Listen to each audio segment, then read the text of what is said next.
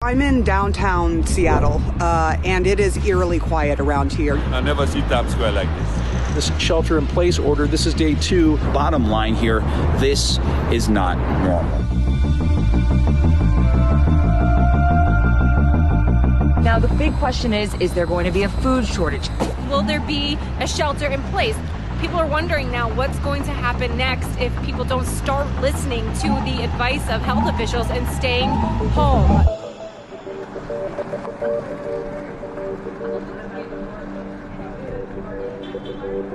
I'm in downtown Seattle, and it is eerily quiet around here. You're hearing the buses. Those are still going, but I've seen maybe 1 or 2 people per bus that's running. The Seattle area is really where the epicenter of coronavirus.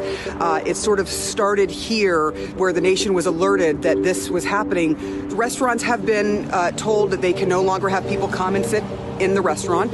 And so what you are seeing is, the difficulties that businesses are having. Some of the places are doing takeout. Others are doing takeout and delivery. So we're seeing a lot of businesses trying other things to try and generate enough business to stay open. It's disturbing to see kind of what has happened in just a few days since the coronavirus outbreak here in Seattle. Lots of places have signs. This one says, and it's kind of beautiful, it says, "We survived 9/11, earthquake, recession. We survived Pioneer Square. We will survive this." A beautiful message from this cafe here. Amazon is headquartered here in Seattle. They're one of the businesses that is hiring. They are looking for 100,000 people.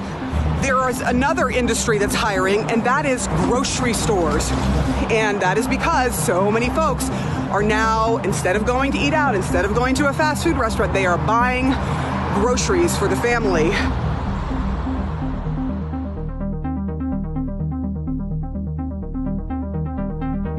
We're here at a food distribution center in Bayonne, New Jersey. Right behind me, these are trucks that have been going in and out of this food distribution center. It's called Rainforest Distribution. If there's one silver lining in this whole entire thing, it's that this is one of the companies now that actually needs employees, as small businesses and other businesses around the country are having to lay people off or can't pay their employees. This is one industry that's now going to be looking to hire more people in order to get groceries onto your shelves.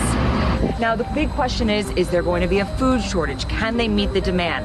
The CEO of this company says that yes, they can meet the demand, but we need to give them a little bit of time. We're going to need more people to get the product to the stores so people can buy it, but we think that'll be our biggest challenge right now.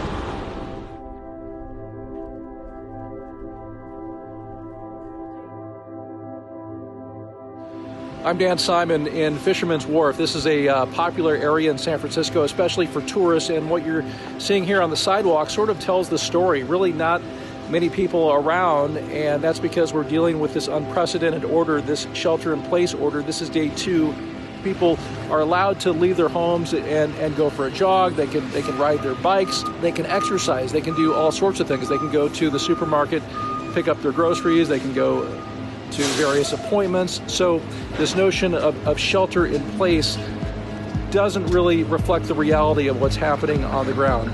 So in some respects, the city is operating as usual, but no question, when you look at what you're seeing here in Fisherman's Wharf with these bare sidewalks, you just quickly understand that things are really different from the way they used to be just 48 hours ago.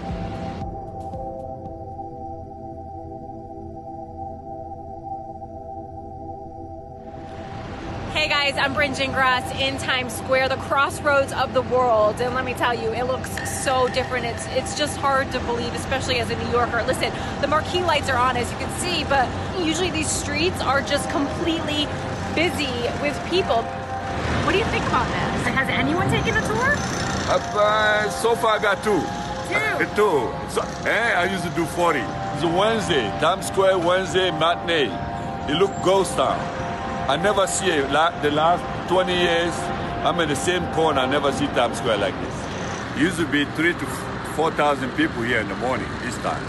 people are wondering now what's going to happen next if people don't start listening to the advice of health officials and staying home. So the big discussion is, will there be a shelter in place? Like, listen, the governor says at this point there is not going to be a shutdown, and there's a lot of reasons why. He essentially says that if you shut down this entire city, if you block traffic, if you make checkpoints, then how are you going to actually get health people, health officials, medical doctors, nurses to the hospitals in order to take care of all these people that are going to need care in the near future? That's one reason.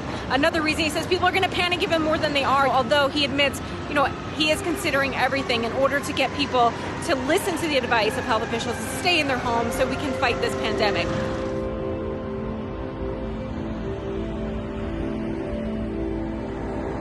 Welcome to Rush Hour on Michigan Avenue here in Chicago. Yes, there are people, yes, there are cars, but this is nowhere near the usual. It's increasingly, though, becoming what usual looks like as cities and states now start to get more strict on what daily life should look like.